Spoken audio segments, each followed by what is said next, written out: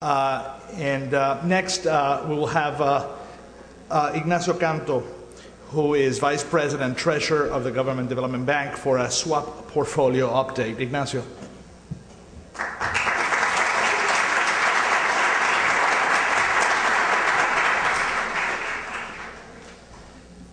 Thank you. Good morning.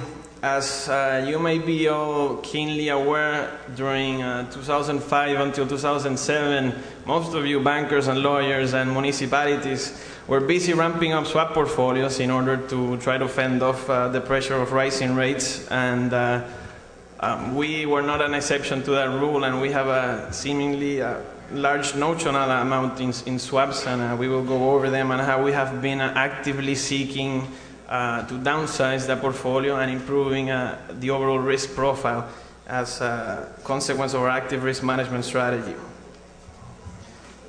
GDB, in its fiscal agent role, has followed a comprehensive strategy in managing the swap portfolio exposure of the government of Puerto Rico and all its public corporations. We have been doing this by centralizing the monitoring of mark-to-market and collateral postings. We have maximized our portfolio liquidity by lessening the volatility impact on mark-to-markets, and we have been proactively managing the rollover risk due to the liquidity facility expirations of our VRDOs. And in essence, we have been reducing our swap portfolio and simplifying the overall debt profile of the Commonwealth and all its instrumentalities and issuers. We have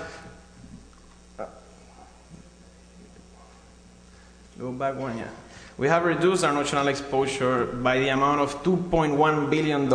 That's an aggregate decrease of 24% since 2009. Mainly, we took out a CMS swap that was a $900 million swap on the GEO portfolio, and that yielded a $25 million profit. And since then, we have been opportunistically terming out and taking out swaps as we seem fit, and that has yielded an aggregate decrease of 24%. So currently, we came down from having a swap portfolio of $9 billion to the current one of $6 billion. And to the left of the slide, you can see how each issuer has been actively downsizing on the swap portfolio. And furthermore, we have not only reduced our notional exposure, we have also opportunistically and as part of our strategy, we have taken out the most volatile swaps. Therefore, we have dramatically reduced our overall volatility, and so therefore we have reduced our dollar value of 1 basis point on our portfolio, and that came down from 6,300 to around 2,089. That's a 67% decrease. And what this does is that basically we reduce the aggregate volatility of the swap portfolio. Hence, we can manage the liquidity and the excess liquidity of the Commonwealth and all of its instrumentalities. Therefore, we don't need to keep a shadow liquidity on a separate bucket to fulfill all the margin calls as a consequence of the volatility, and in order to meet all the collateral calls.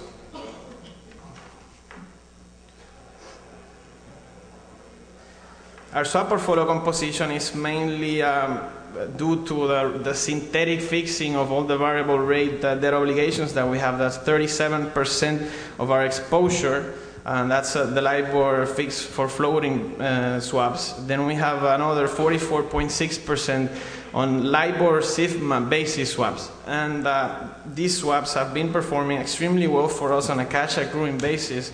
We've gathered around $5.7 million on a net basis for the Commonwealth of Puerto Rico and the central government since July 2009, and we have gathered $19.5 million of net positive accruals on our PREPA basis, and both of the sums have been used for general operating purposes on the central government and for PREPA as well. Our collateral requirements have been consistently coming down as a consequence of our stringent fiscal policies and our improved overall credit profile. Currently, none of the issuers are posting collateral, and the general obligation threshold levels have increased due to our most recent upgrade by S&P to BBB stable. So as you can see, in the dotted red line, we are currently not placing any collateral at this point in time. And furthermore, if we stress the overall portfolio and we look at it from the perspective of an adverse 50 basis point move, we would still not be in a position of posting collateral except on the Port Authority, which would be around $4.6 million. So you wouldn't have a significant liquidity impact under those adverse scenarios. And furthermore, if we manage to survive the fiscal crisis during 2008 without a failure and posting collateral and meeting all our requirements in each and every single issuer and in the central government, we feel extremely comfortable that with all the restructuring and the downsizing and the improved risk profile of the swap portfolio, we will be in a very good position to meet all the collateral requirements under a renewed fiscal crisis. On the other hand, our cash flow exposure is mainly in two areas. One, the cost of funds basis, which is just the risk that results as a consequence of our credit spreads. We're not hedging our credit spreads, hence we tend to have that basis risk other than what we can hedge, which is the rate exposure. And the LIBOR Sigma basis just results as a consequence of hedging a Sigma-based product with a LIBOR product. And in addition to our LIBOR Sigma basis swaps that I as shown before for the central government and PREP, have been performing extremely well on a cash accruing basis.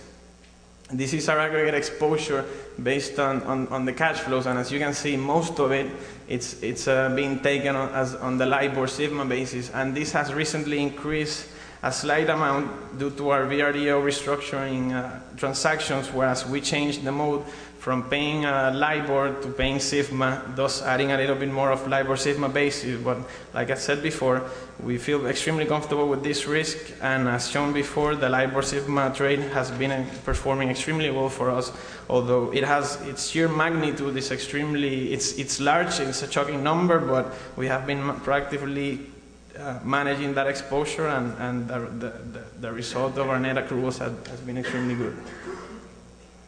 Our VRDO exposure, we have been minimizing the risk profile of the GO debt outstanding by terminating swaps and refunding with fixed rate bonds. However, in order to preserve our flexibility when going to market and when terminating the swaps and averaging the termination payments out, we have been following a multi-pronged strategy, whereas we have been extending letters of credit, we have been issuing floating rate notes for the period of 2 to 3 years, and we have been executing on private placement with direct purchases with private banks. Most recently, with the issuance of the general debt obligation bonds, the Series A, we terminated around $230 million worth of VRDOs. We fixed them out into their corresponding underlying final maturities, without altering the general debt profile of the Commonwealth in order to follow our fiscal policy plan. We also closed around $418 million worth of direct purchases, and furthermore, we have 6 firm commitments that would end the rollover risk for the current fiscal year, and basically we would term out the rollover risk for the next 2 to 3 years. And the plan is to preserve the insurance, to keep on leveraging the private bank's balance sheet, and furthermore to opportunistically access the market, fixed out the swaps, term out the swaps and fixed out the VRDO exposure. Therefore, we will end up with a holistic debt profile that will be very simple. We won't have variable rate risk, we won't have rollover risk, and it will be very fixed and very plain vanilla, and that would be very good for the purposes of fiscal planning and the budgeting process.